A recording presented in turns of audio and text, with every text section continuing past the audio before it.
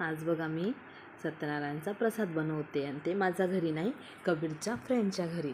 कारण की त्यांच्या घरी त्यांनी घर बांधलं मस्त छोटंसं, तर त्यांच्या घरात त्यांनी पूजा ठेवलेली. मग त्यांच्या इथे कोणी प्रसाद बनवणारा नव्हतं. हे ताईन ते त्यांचंच घर आहे हे. त्यांनी नवीन बांधलं मस्तपैकी. ते थोडं फर्निचर वगैरे बाकी आहे, पण ते करणार आहेत 2-3 महिन्यात. मग त्यांनी मला बोलवलं की प्रसाद बनवायला तुम्ही या, कारण की आमच्या घरी दरवर्षी गणपतीत प्रसाद बनतो. मग मला माहिती आहे तसं, पण मग मी गेली त्यांच्याकडे. आणि आज होती चतुर्थी, मग माझा तर उपवास होता. तर मग मी तरी म्हटलं चला, मग मी प्रसाद वगैरे बनवून देते. आणि मग मस्त छान असा 1.25 किलोचा प्रसाद बनवला. बघा मस्त रवा छान लाल होतो आहे.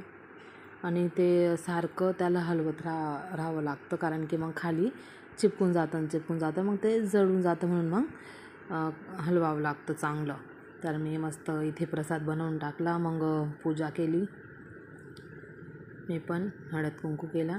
मग त्यानंतर मी त्यांचं जेवण खाऊन झालं सगळ्यांचं, थोडं वाढू वगैरे लागली.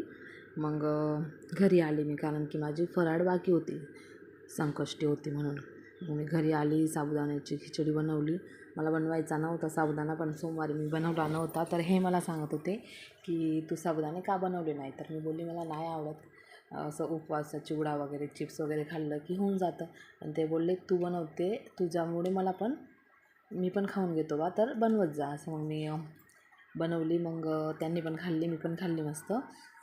आणि मी ते दही दाखवलेलं मागच्या व्हिडिओत, की मी दही मुरवायला टाकलं. बघा किती छान आहे दही, मस्त टेस्ट पण छान होता.